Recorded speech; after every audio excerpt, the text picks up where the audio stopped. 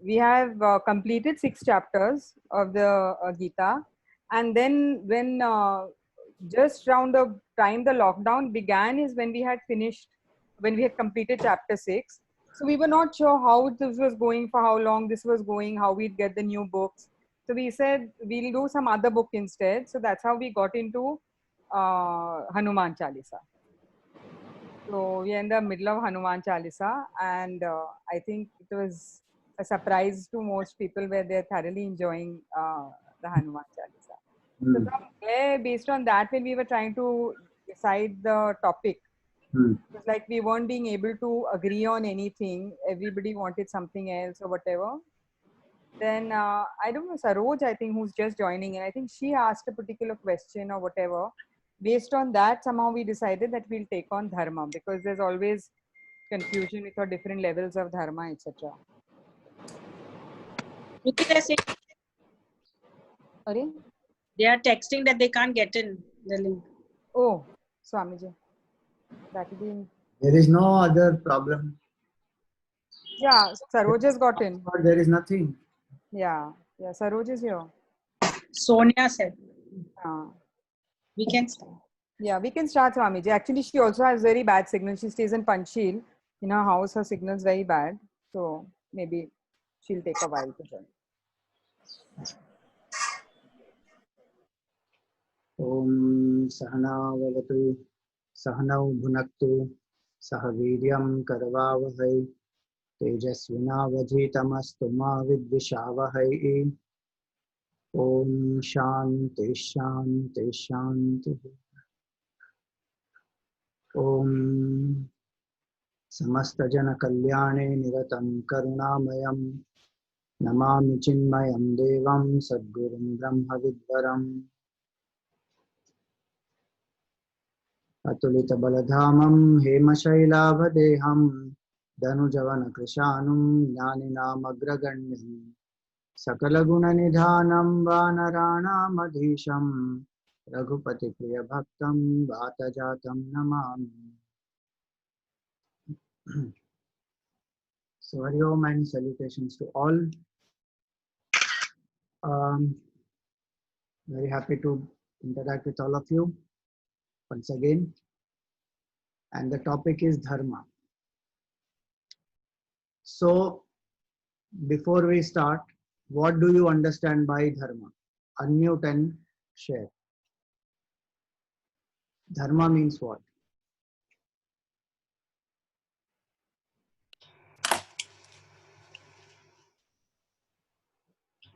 Yes, please. Dharma means according what we have to do in life, what we have been born to do. One by one. So Dharma means what we all have to do. Your own identity. Your own identity. Okay. What you think. Right. It's more about doing good rather than doing right, rather than doing what you think is right. Doing right in a larger sense of the word rather than doing right by what you think is right in the day-to-day world. Okay. So doing the right thing. Doing the right thing. The essence of your being, without which you cannot be the way you are. The essence of the being. Okay. Yeah, essence of what you are. Dharma is the right actions which we are supposed to do in life. And is it for the goodness of all? Like should we have a correct meaning also attached to it? Any action, what we do. Okay. It's the correct action you do according to your belief. What you believe is correct. Your dharma. So you have to know that you have to have the correct belief. Doing action according to your belief. Okay. You have to unmute yourself once you finish speaking, because otherwise background noise will keep coming. Yeah. Yeah. Yes, you wanted to share anything, Guruji?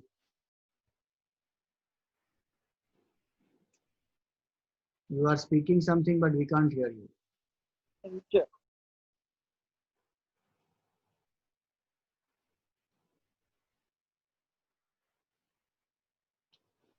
Can you hear now?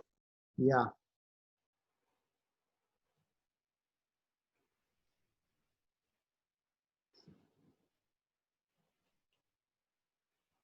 Can't hear.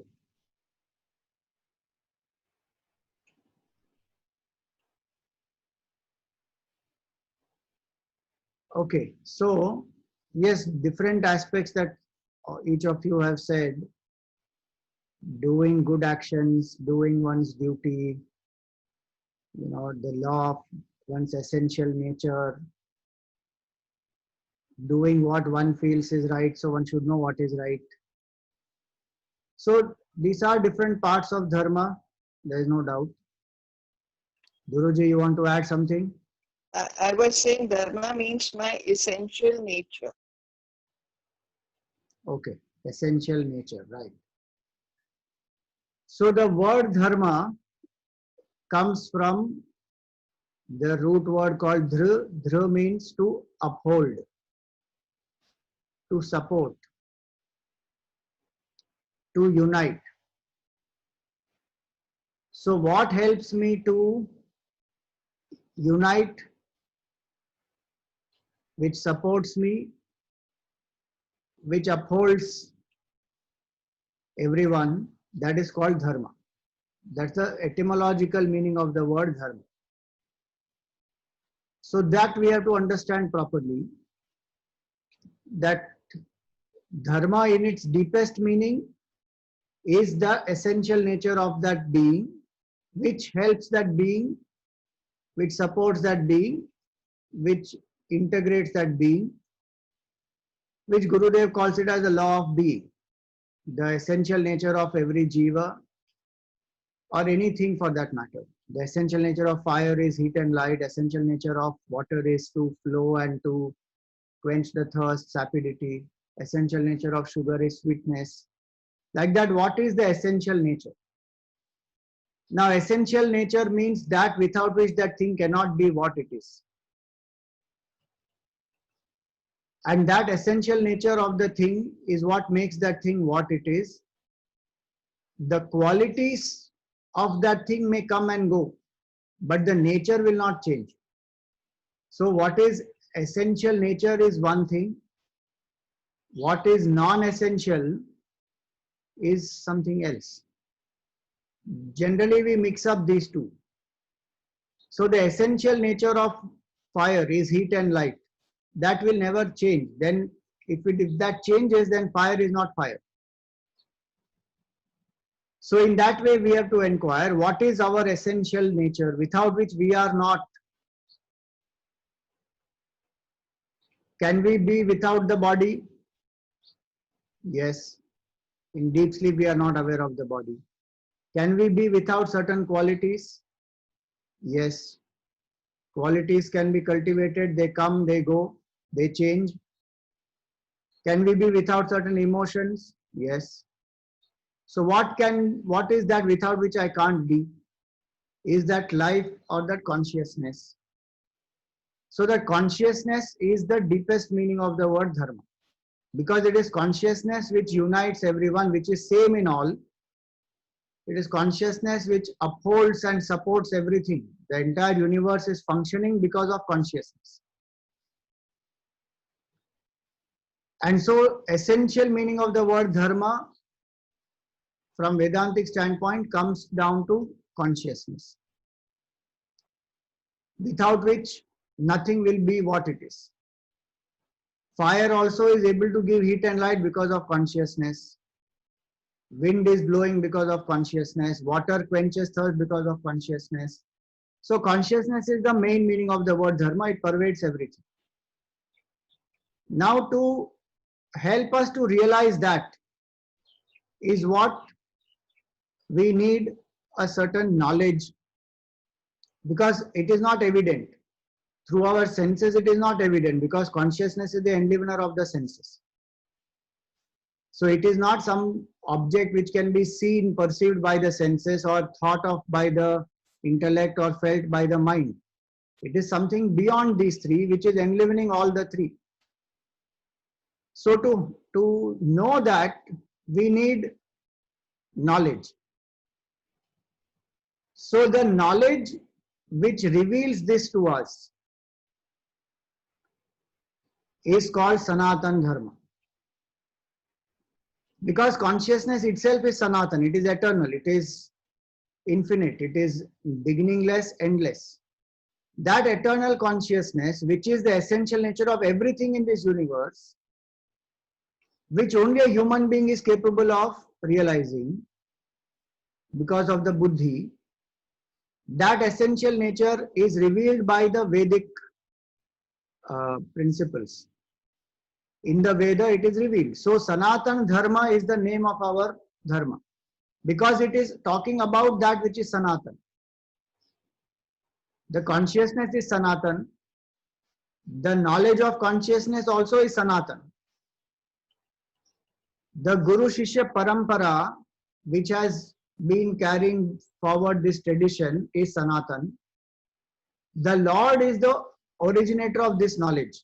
From where did this knowledge come? Bhagavan is the Adi Guru, and that Bhagavan is eternal. And when we realize all this, we discover our nature is also Sanatan. So our culture is called Sanatan Dharma. I should not say culture. Culture is Samskriti. You see, there is no word for dharma, in fact, in English. If we say religion, that is very small, very limited meaning of the word dharma. As I said, dharma means the essential nature, and it means consciousness which pervades everything. Beyond all boundaries is dharma. So that which helps me to recognize that consciousness in me, in the others, in the living as well as non-living, which gives me that vision of oneness, that is the Vedic Dharma, the Sanatana Dharma. And it is not human created, it is revelation of the divine. That's why they say it is Ishvara Prokta. So when Ishvara reveals, it is not about one religion for one community of people only, it is for all. So these are two aspects of Dharma, first and foremost. Consciousness and the knowledge of that consciousness, and the entire system of how to realize that consciousness is what Sanatan Dharma is about. So when people say that, I am not a religious person, I am a spiritual person, they have limited religion to rites, rituals, they have limited religion to the fanaticism which is there, or the fundamentalism which is there, because of which there is violence in this world. So they don't want to associate with religion because the definition has been made so narrow. The word dharma does not mean religion at all in that sense. And how strange it is. The word dharma is to say that if that which unites everything is dharma. Today in the name of dharma only we are fighting. It is dividing everybody. Dharma is not supposed to divide. Dharma is supposed to integrate. It is supposed to unite, because the one consciousness alone which is pervading everything. Beyond body, mind, intellect. All divisions are at body, mind, intellect level. And at that level, when we identify, now we are fighting with each other because of that. So now how to recognize this pure consciousness? Today, my body, mind, intellect, I am so attached to that I am not able to understand that there exists one consciousness. Somehow I have come to study Vedanta, some Punya Karma I have done. I have come to get exposure to this knowledge of Vedanta. Now I understand, oh, there is a consciousness. Now how to recognize that as my true self? Today my true self appears to be this small I, this ego. And that ego is attached to body, mind, intellect. So now this body, mind, intellect also are not aligned to each other, because the integration, if it doesn't happen of the body, mind, intellect, to drop the attachment to BMI is not possible, because we are being pulled by each one in different directions. So what will help to align the body, mind, intellect? For that, what our great masters did, they gave different methods to align. So they gave what we call the Samanya Dharma, the Dharma which is the value system. Like one of you said, we need to do what is right and we should know what is that right. So how to determine what is right and wrong? In today's world, a lot of people believe there's nothing called right and wrong. It's all relative. What is right for me can be wrong for you. What is wrong for me can be wrong for me can be right for you, and vice versa. But how can there be nothing called right and wrong? There's no doubt that right and wrong can be contextual also. But it also doesn't deny that there's nothing called right and wrong. There are universal values. So the value system which helps me to integrate myself and which helps me to act out of sensitivity towards other beings, because there is vision of oneness, that is called Samanya Dharma. So there are so many values given. 6 chapters of Gita you have studied. So in that you must have come across many value systems already. So these values, whether it is truth, integrity, straightforwardness, compassion, forgiveness, kindness, equanimity of mind, tolerance, so many are there. These value systems are universal. Because I expect that from others. I expect others to be honest to me, so I should be honest to them. I expect others to be loving to me, so I should be loving to them. I want them to be caring and forgiving if I make a mistake. I should be that. It doesn't depend on religion, caste, community, creed, gender, none of that. It is basic value system which every individual will expect. In fact, every being will expect. Especially kindness and compassion and love. All the beings want these 3 things. So what binds us together, unites us together is the values. We may choose to call them human values because we as human beings are to live it. But actually they are universal values. Especially love is a universal value. All the beings want it. So the third meaning of the word dharma is the Samanya Dharma, which includes all the values which we must follow for ourselves and for others, because it helps to integrate our personality. So when I say truth, so what is the meaning of truth? My thoughts, my words, my deeds must align properly. What Gurudev calls it as Satyam, the intellectual honesty. Now that integrates the body, mind, intellect. So that becomes dharma. If I say compassion, then compassion is a feeling in the heart. It must be active compassion, so it manifests in my actions at the body level. And compassion is a value that I hold dear in my intellect also. Why? Because I understand that we all are one. So again, compassion as a value will help me to integrate the body, mind, intellect. So all values, universal values, which help to integrate, they are called my dharma. And to follow those becomes my duty. Please don't forget that all this is being done to recognize one consciousness. That's the main purpose. If I don't forget that, then these questions won't arise. A lot of questions arise otherwise when people say, why should I follow values? Why should I be compassionate? That person is not compassionate. That person is behaving badly with me. Why should I do? That person's behavior is that person's lookout. I follow values for integrating my personality, not for them. One nice prasang comes in Mahabharata. When the Pandavas go into exile, Bhim, Arjun, Draupadi, they are very angry with Yudhishthir. And Draupadi goes to the extent of condemning Yudhishthir, saying that, are you even a man? Does your blood not boil? How did they treat your wife? How did they cheat you? And what all they have done with you? And you went back second time and you lost there, and you are accepting the condition and you have come into exile when you know pretty well that they have followed adharma, they have not played the game properly. So why do you and I have to be in exile for 13 years? We should prepare for war right now and attack them and get back what is ours. One big emotional outburst is there. And all this Arjun and Bhim and all of them also support her, and then they say, yes, yes, we should do that. Yudhishthira is very cool. He listens to the whole thing and he replies one line. He says, I follow dharma for my sake, not for their sake. Simplest point.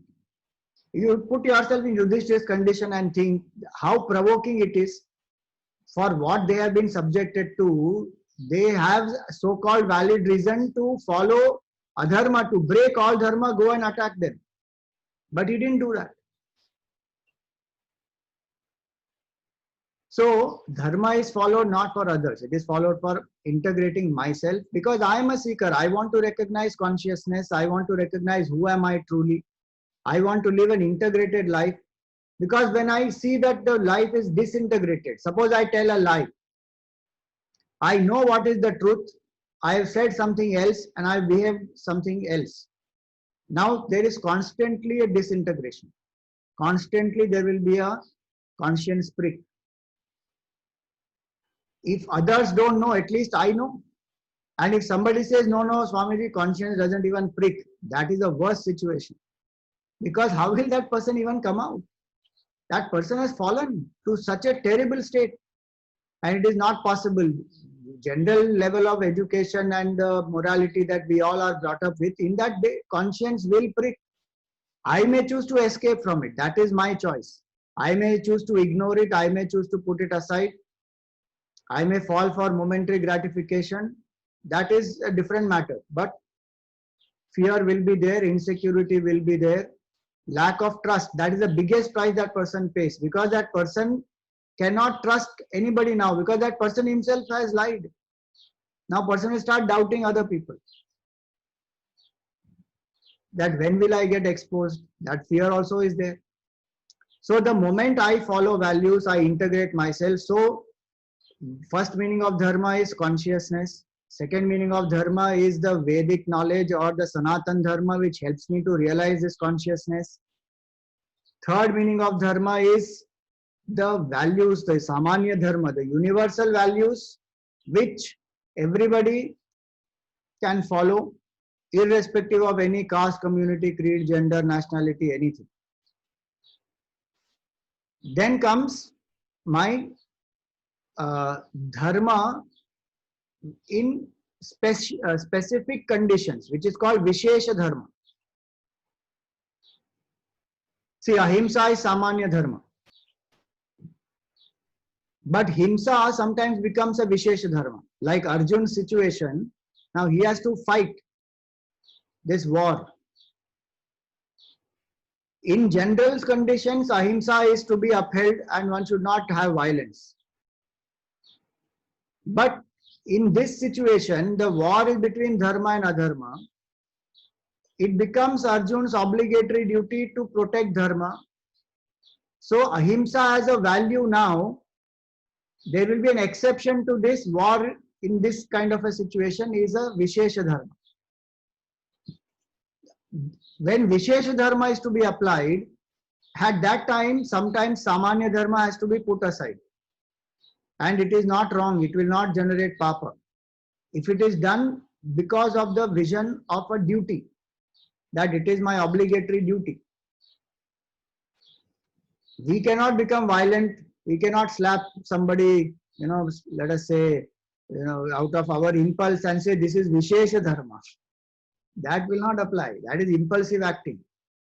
In this situation, there is no personal benefit involved.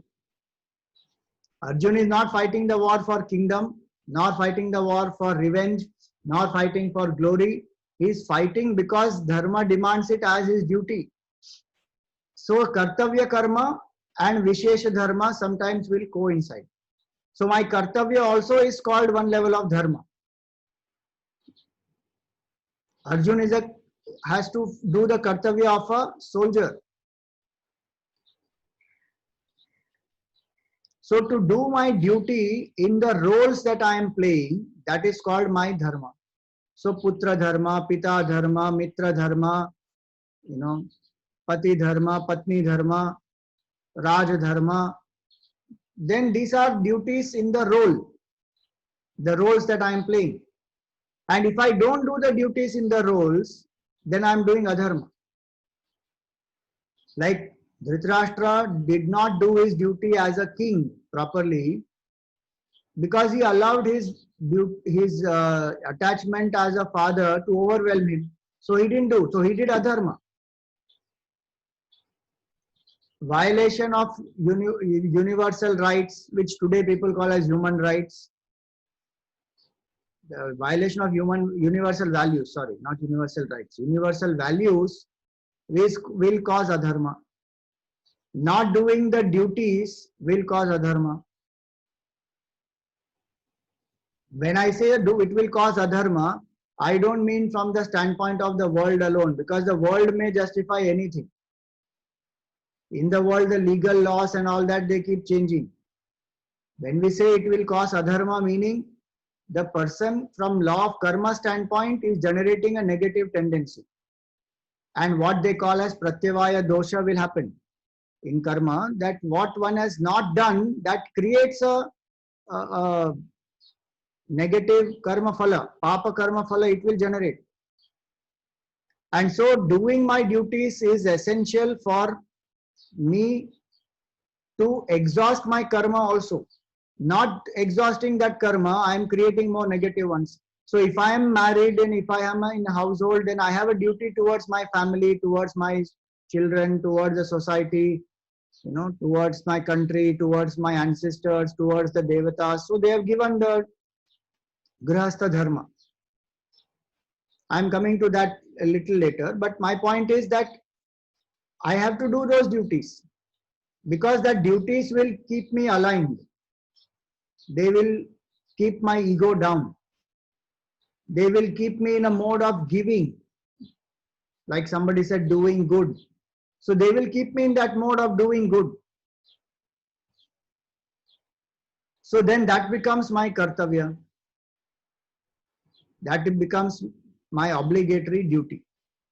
So we have seen consciousness, we have seen the Sanatan Dharma, then we have seen the universal values, then we have, which is Samanya Dharma, then we have seen Vishesha Dharma, which are in exceptional situations, it will arise.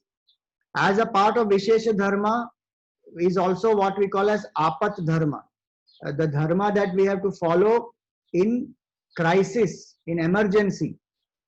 Like right now, COVID situation is an Apat Dharma.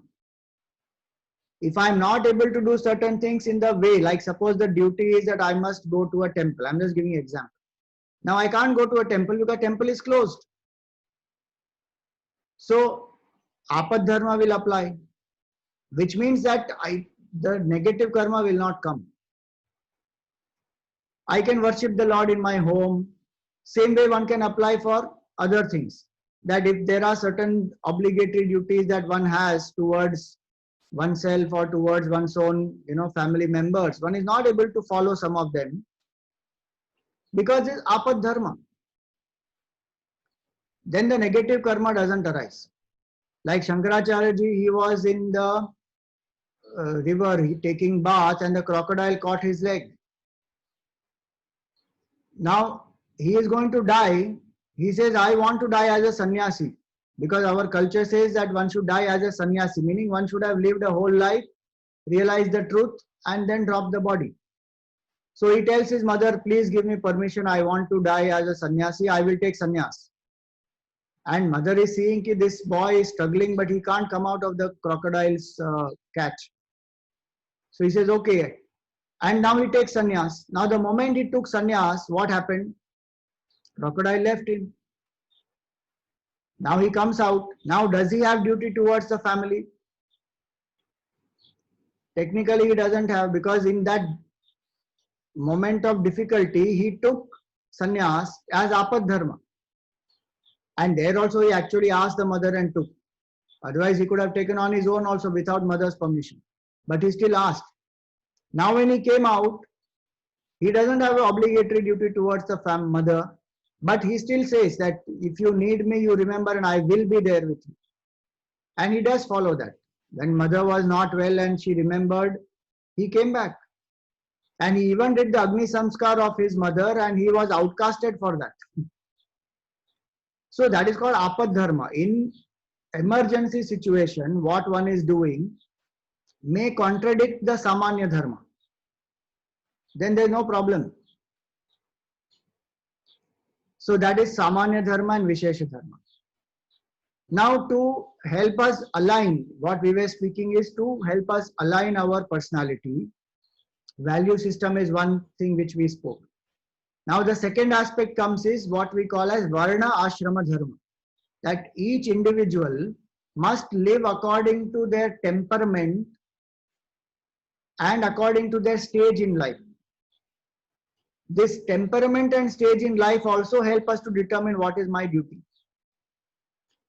So based on the temperament, Brahmana, Kshatriya, Vaishya, Shudra, there's a broad 4 temperaments. Please remember, this is not by birth. It is by gunas, sattva, rajas and tamas. You have studied that in 4th chapter.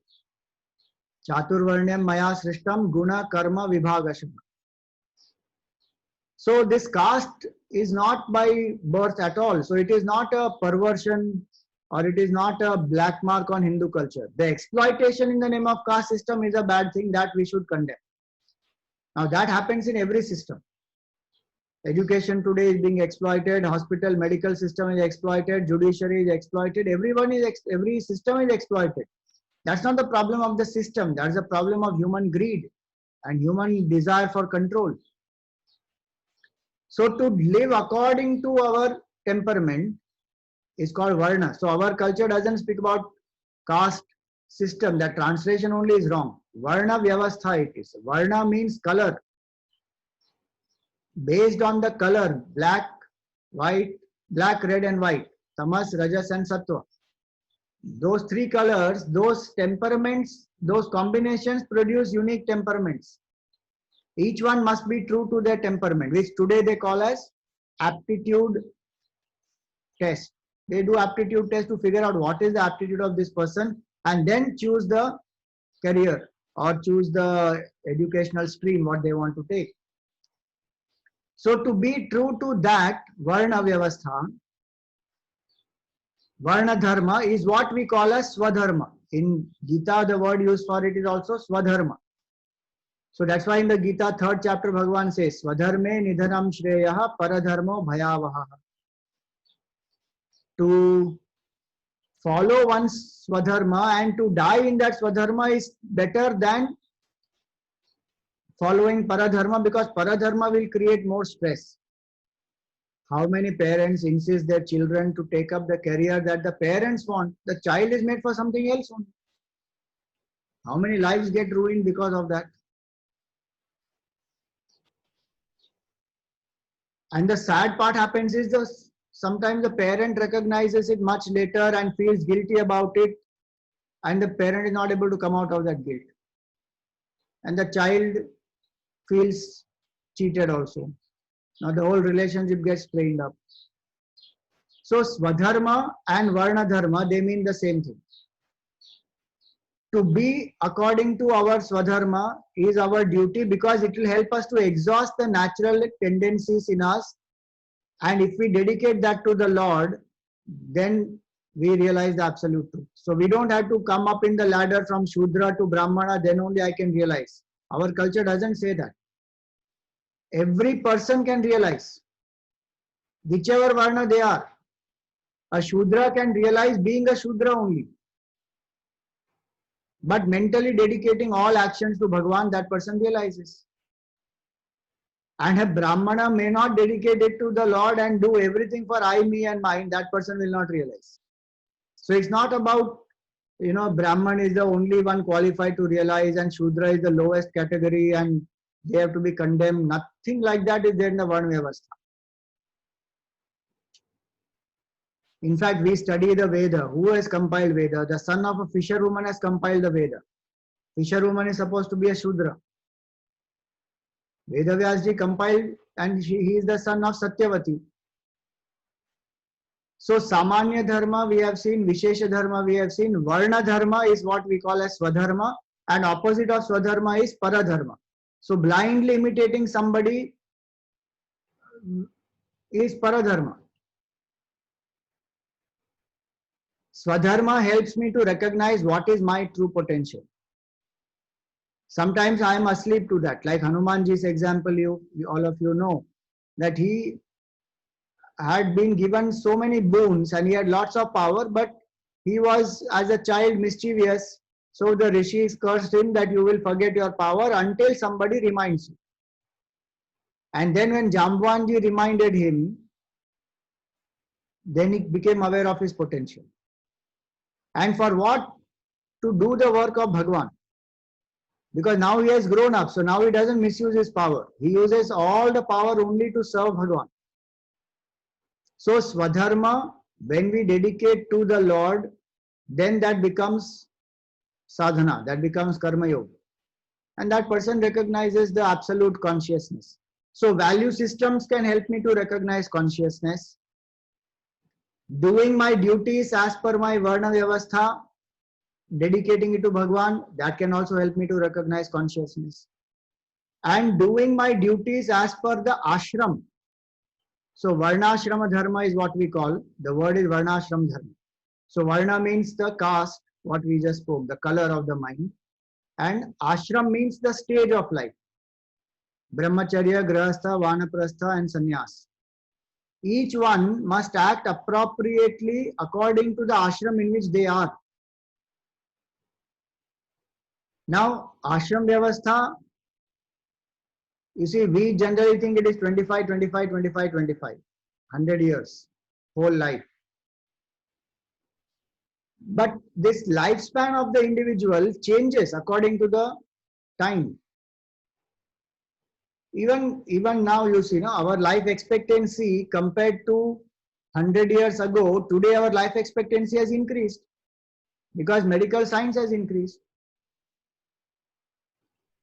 So life expectancy keeps changing, and so at some point in time the life expectancy was at 120.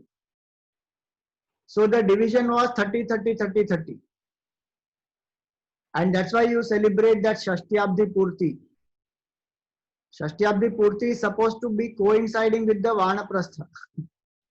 You celebrate the 60th birthday of that husband and then go, leave. If you say, no, it is 100 years, then it is 50 years of Grahastha plus 10 years till the grandchild becomes 10 years old, let us say. Then you start going. So to follow Varnashrama Dharma is important. You see, in today's age, you may say, but there are no forests, where to go to forest? The issue is not about forest. The issue is about learning to withdraw and pay attention to the deeper aspects of life like bhakti and jnana and seva and all that. And start training the next generation and giving it up to the next generation. The material pursuits and the vyavahar and the relationships and family ties and bonds and all that. How much will one keep doing? You see, people follow Varnashram Dharma, the generation gap issue won't be there only. People don't follow only Varnashram Dharma. So the young people keep wanting, when will we get the power? The old man is going on, holding still, and he is not kicking in the bucket. There's so much of frustration. That should not be there. One has done 25, 30 years, one has lived a very, active, dynamic life. Start withdrawing. But the issue is, if that person has studied properly in the in the Brahmacharya ashram, has got the complete picture of life as a student, then one knows that life is not meant for holding on to power. Life is meant to realize Brahman. And the method is, through Grahastha ashram, do your duties, dedicate to the Lord, exhaust that vasana for Kamini, Kanchan, Kirti and all that. And then learn to turn the mind towards Bhagwan. Natural progression will happen. Brahmacharya ashram only one doesn't follow. In Brahmacharya ashram, one is supposed to be solely dedicated to knowledge, not to artha and kama, only to dharma. If things change, we say, our children, they have to go to to big universities and they have to study there and they have to earn to finance their education. Fine, earn to finance the education, not earn for the sake of earning, because the moment money starts coming in, mind starts figuring out how to start enjoying more and more and more. So mind goes away from knowledge to pleasure.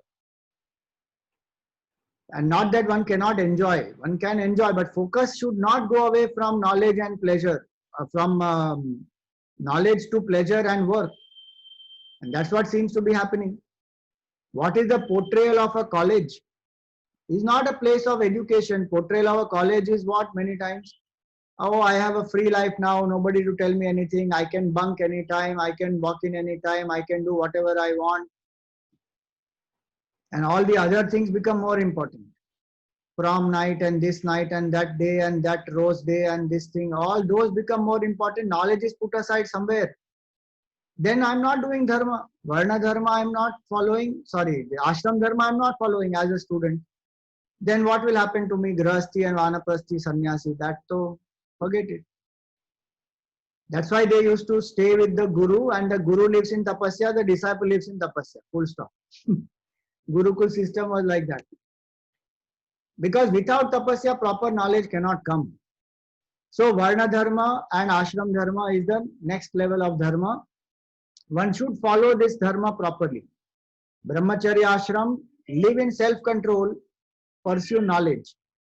Grahast ashram, earn, enjoy, do the duty towards all the, 5 factors are given actually there. Duty towards Bhagwan, so Devarin. Duty towards the Rishis, Rishirin. Duty towards the Pitrus, our ancestors, so Pitrurin. Duty towards the beings around me, Bhutarin. Manushyarin. And duty towards the nature, Bhutarin. As a Grahasti, I'm supposed to do my duty towards all these 5. Through my upasana and daily pujas, I worship the Lord. By living the culture that the masters have given, the Sanatan Dharma, and passing it on to the next generation, I give back my Rishirin. Pitraran, by following the value system of my culture, of my family, sorry. So that's why we have Kula Dharma coming into this. Kula Dharma means my particular dynasty or my particular lineage, the specific dharma of that is called Kula Dharma. So there will be Kul Devta, Kul Devi, Kul Guru, and there will be specific traditions of that, like Marwadi community has Rani Satika Puja and so many other traditions they have. That is specific to their community. That is called that is actually called Jati Dharma. But each family, when they follow those, that becomes the Kula Dharma.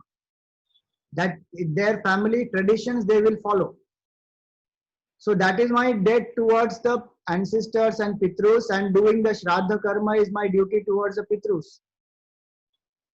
Then comes the Manushya Rina, which is for the people around me, apart from my family. So it can be an Atithi, it can be a relative, it can be a friend, it can be anybody who has helped me or who has not helped me.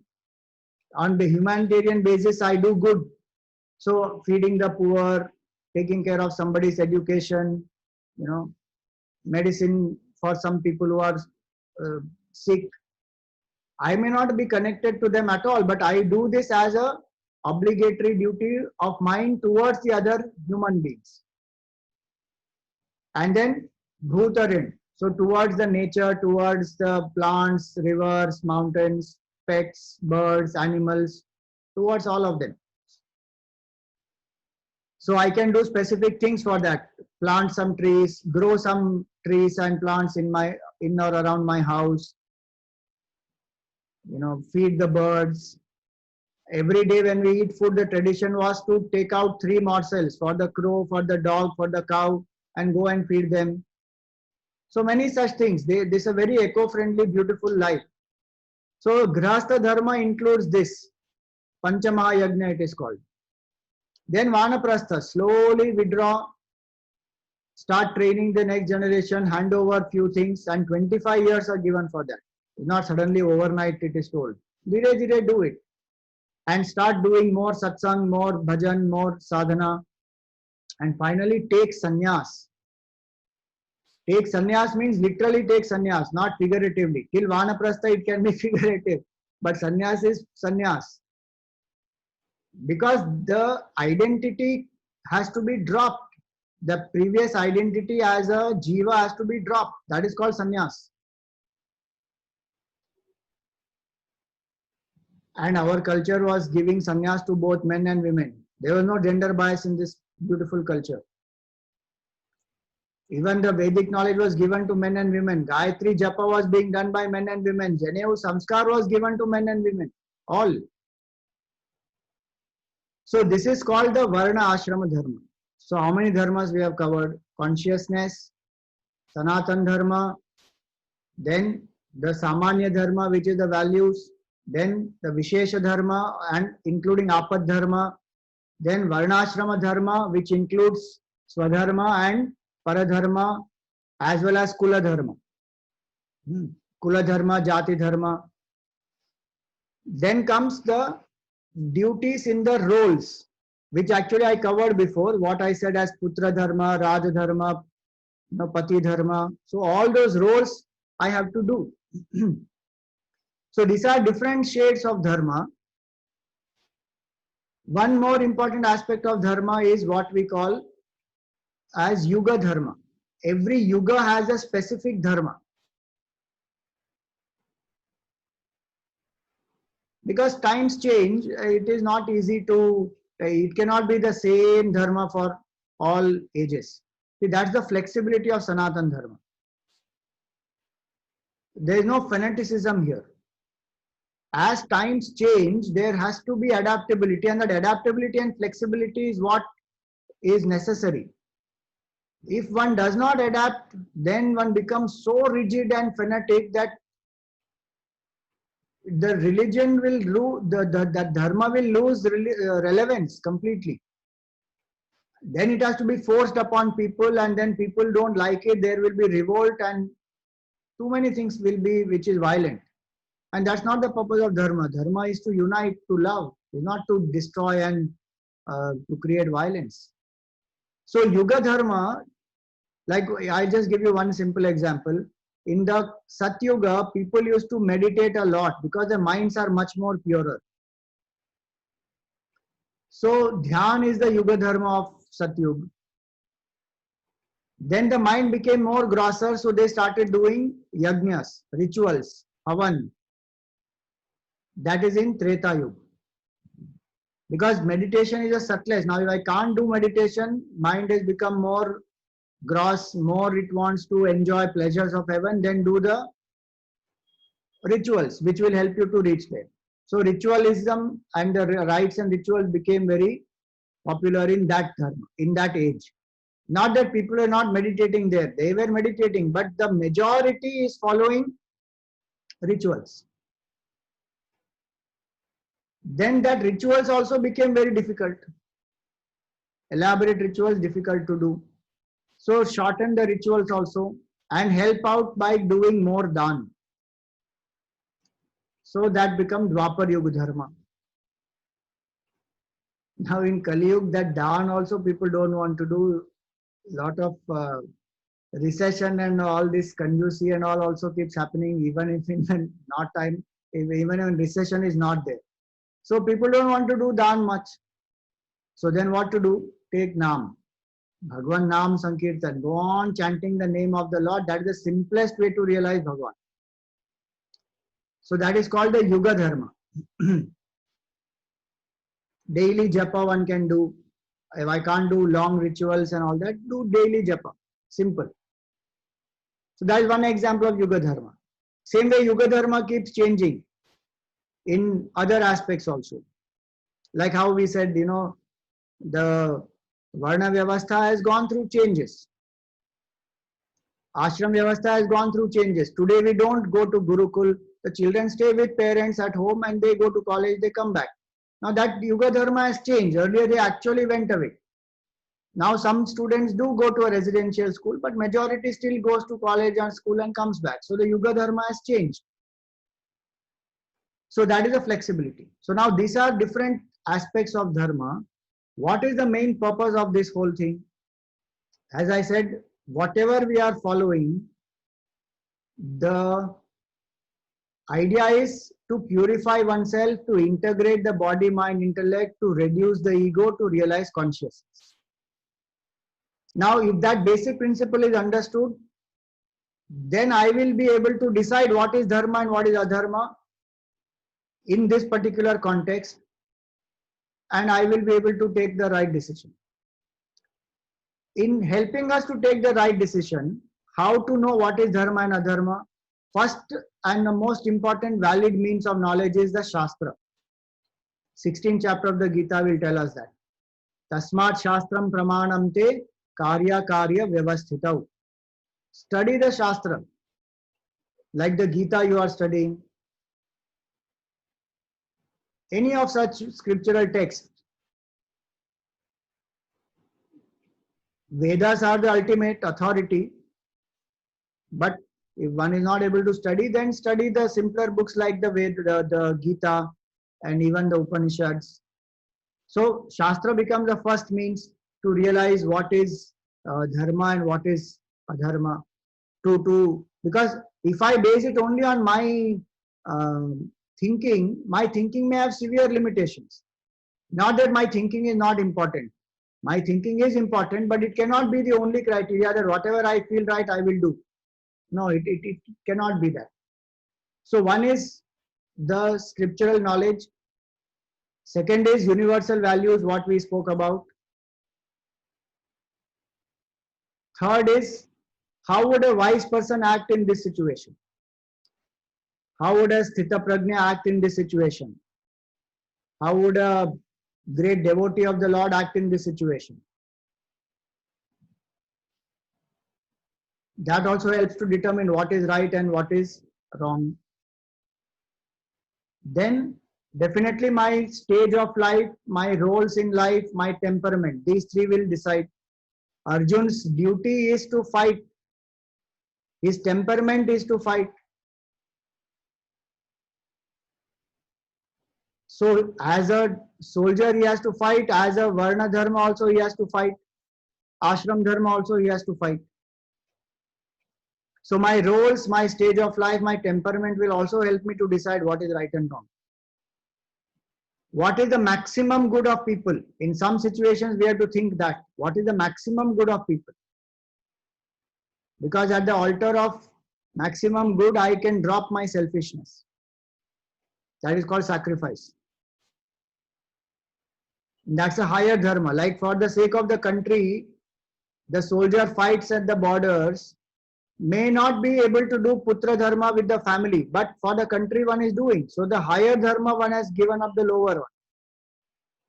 Because that's in the maximum good of the people. And finally, what helps me to have a clear conscience and a calm mind, where I can sleep peacefully, I can look at the mirror without any conflict, where I don't have guilt, shame, insecurity, none of these.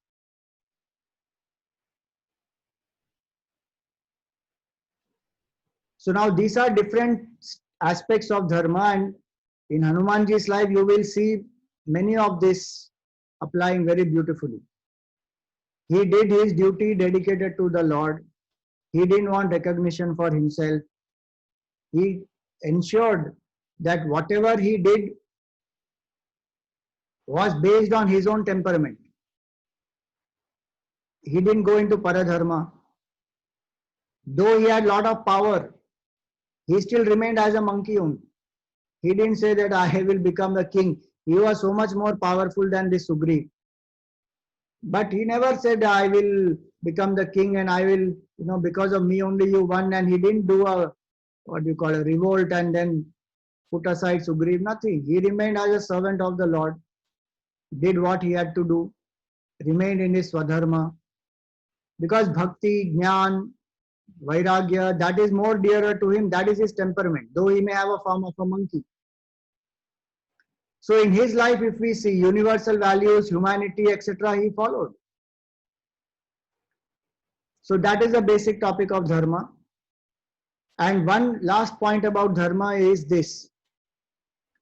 We should not be shy of proclaiming that we belong to Sanatan Dharma. Because today people feel that way. They feel, no, I am not a Hindu.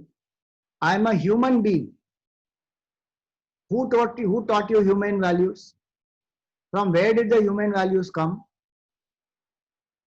And why can't we say that I am a follower of Sanatan Dharma when I can proudly proclaim other things? I am a member of Rotary Club. I am a member of this particular thing. I am a member of this kitty party group. That and all we can happily proclaim. But I am a Hindu or I am a Sanatan Dharma follower. That I don't want to proclaim. Why? Because I am branded by people. Everybody wants to say I am a spiritual person. I am not a religious person.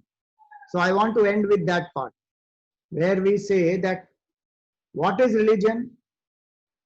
Religion is equal to philosophy plus rituals. Philosophy is the subjective knowledge, rituals is the practical application. It is like any science. Subjective science, pure science and applied science. One without the other will be useless. If there is only pure science, no application, it is useless. And it's only application, no pure science, it is blind. It doesn't know why the application, what is the basis of that, for what are we doing this. Kindle Life, if you remember, Gurudev has said this.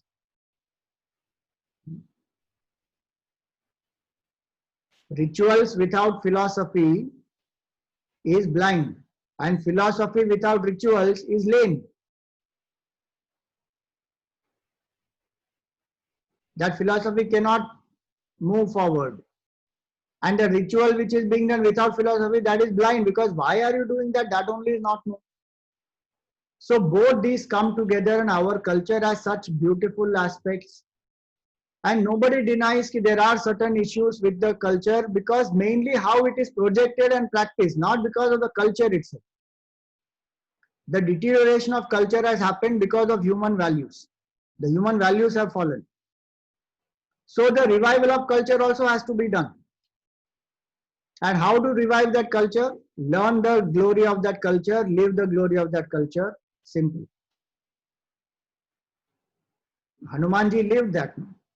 He didn't say that I am scared of saying I am a Bhakta of Bhagwan. His identity was Ramadut Mai Matu Janki. I am Ramdut, full stop. So why should we be scared? People are scared of saying that I am belonging to Sanatan Dharma. They are scared of saying I believe in this particular form of God, or I am a Bhakta of this form of God, or they are scared to say that such and such person is my Guru. No, I don't have God, I don't have Guru, I don't have religion. I am a, what is that? Liberal outlook person. Examine actually how liberal are the liberals, then you will understand. So there's nothing wrong in proclaiming and living, and one should not connect it to politics. BJP or any such party has come when? Few decades back, 50, 70 years back. Sanatan Dharma is how old? Why are we not able to say that I am a follower of Sanatan Dharma? Because I think that they will brand me as BJP. They will brand me as a Bhakta. That's what they want to do. Na? They want to do that by branding you, making you feel low. They want to destroy the culture, and you are aiding that on. All the anti-Hindu forces are wanting to do that, because the only one country where this Sanatan Dharma is practiced in majority is our country. Now, why do they want to eradicate this? Because this culture is most accommodative and secular, which says that all paths will lead to the same goal. So you follow any. They don't want that. They want my way or highway. So one last bastion we have is this country of ours. And sitting inside this country, benefiting everything from this country, I don't want to say I am a Hindu. You just watch in the next 20, 30 years what will happen then. Already statistics wise, we are diminishing in terms of the demography. So we should never forget that. The question is not that we will become fanatic. We are proud to, will we be ashamed to say that she is my mother? She is my mother, full stop. Does it mean that I don't love other women? Or I am disrespectful towards other women? No. Sanatan Dharma is my Dharma, full stop. That doesn't mean I'm disrespecting other people and other dharmas. In fact, my culture is saying all dharmas will lead to that. So we should be aware of that. As members of Chinmay Mission, Gurudev wanted this Hindu revival to happen. Because Hindu revival is revival of secularism, revival of plurality, diversity. And if that is gone,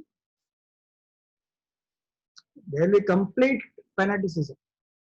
Whether it is communism or the Semitic religions, it is, as long as they accept and respect plurality, we don't have a problem. You let us live now.